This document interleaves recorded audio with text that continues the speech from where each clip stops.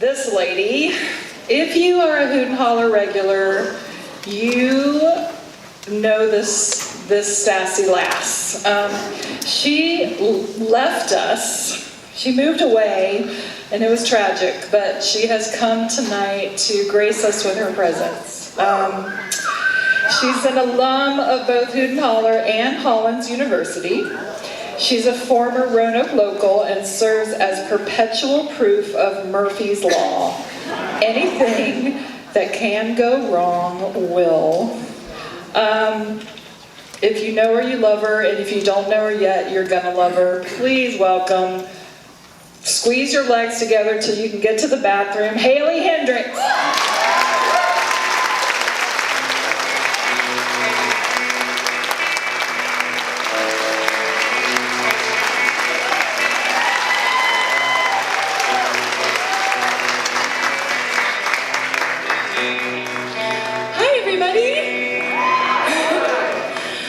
When I was 10 years old, I moved into the same neighborhood as a boy named Ryan.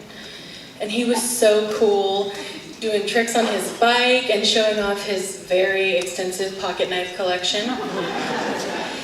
And I'm not impressed with pocket knives as a general rule, but I did see an opportunity.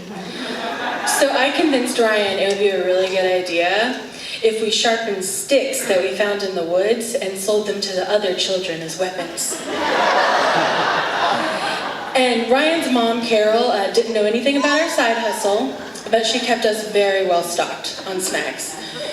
She would get the Capri Suns from Costco, so whenever we were in between sticks, we would just be double fisting that sugar water, you know? Unfortunately, our business was eventually discovered and dismantled, thanks to a little snitch bitch who will go unnamed, Tabitha Adams.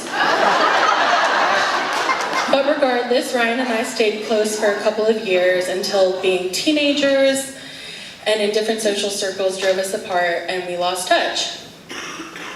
I hadn't thought about Ryan in a long time. But then 5 years ago, when I was moving back to North Carolina, my brother sent me an article. It was about Ryan. He'd gone to buy a PlayStation from somebody that he found on Facebook Marketplace, and they shot him dead for the money in his wallet. And all I could think about was this little kid that taught me how to do tricks on my bike and who cried when we got busted for selling shanks. And I knew that I had to go and pay my respects. I was instantly nervous because I am terrible around grief. I'm always worried I'm going to say the wrong thing and make everything worse. And Ryan's funeral was scheduled for 2 p.m. on a Thursday, which is crazy. Did you know that funerals could be scheduled on weekdays? Okay, I didn't know that. And because of that, nobody was available to come with me. But I was an adult, and I resolved myself to go alone. I took off work, and I checked and I rechecked the location of the church to make sure I was in the right place. And the whole drive over, I kept practicing exactly what I was going to say to Ryan's mom. I was not going to go off script. I was going to stay there. So I was shaking a little bit when I got out of the car, and I walked into this huge church, and I saw a man in a suit, and I followed him. I knew wherever he was going, that's where I needed to be, and I just focused on putting one foot in front of the other. And we walk into this gigantic room, and there are these beautiful stained glass windows that have Jesus smiling down on us.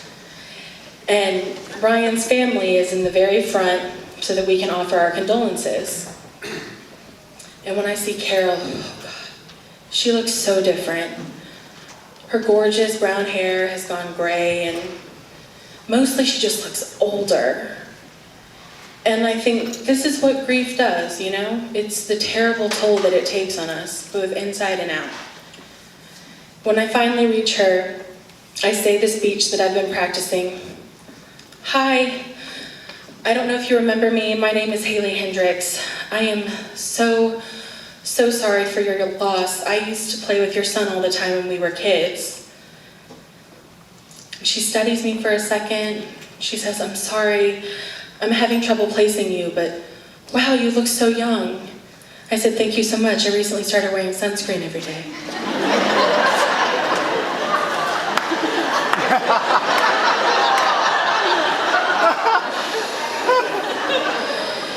And in my head, I'm like, yep, that's strike one, for sure.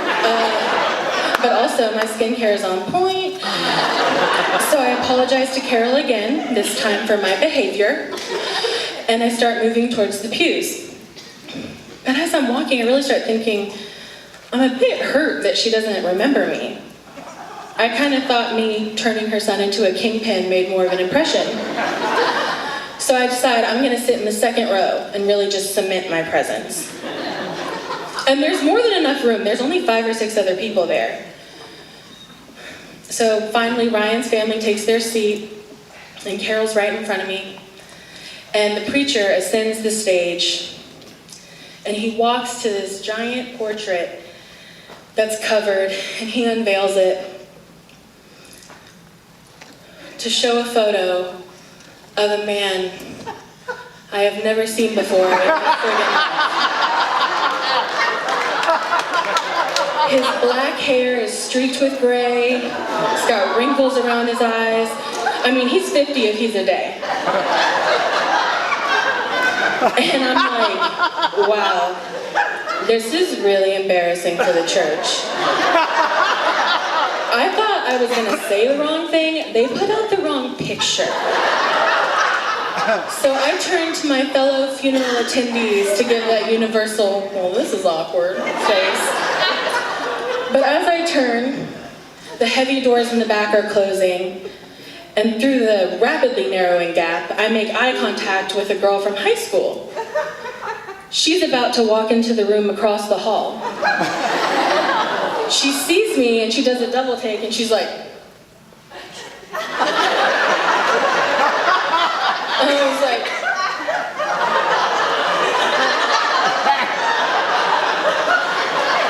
and that is the moment I learned that churches can have 2 funerals taking place at the same time. And the doors close with a really loud thud. And I'm trying to think, how am I going to stealthily get out of here? And the preacher starts talking about Jason Miller and how we are all here to honor him.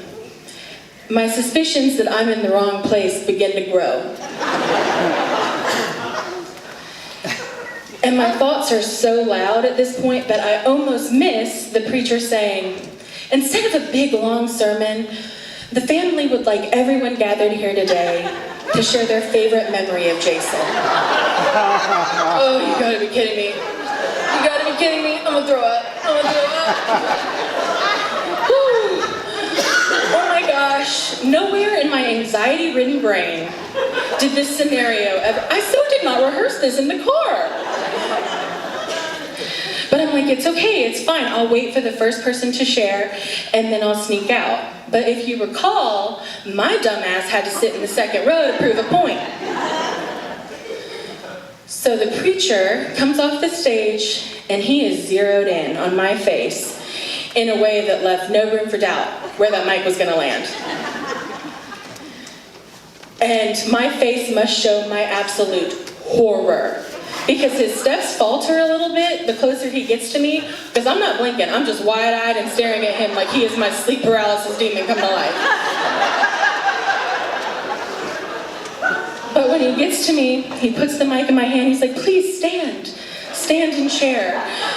And I wanted to say, sir, I can't feel my legs. Even if I were at the right funeral, I would be freaking out. This is just anarchy. My heart is pounding so hard, I think I'm gonna pass out.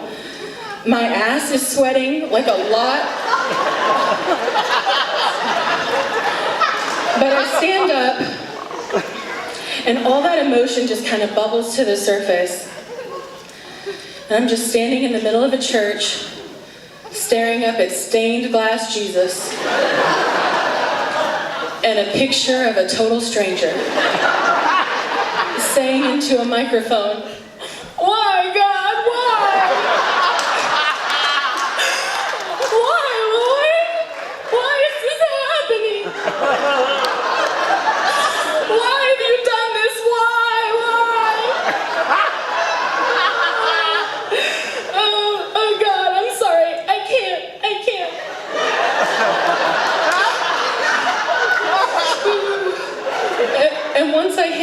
not bubble stage.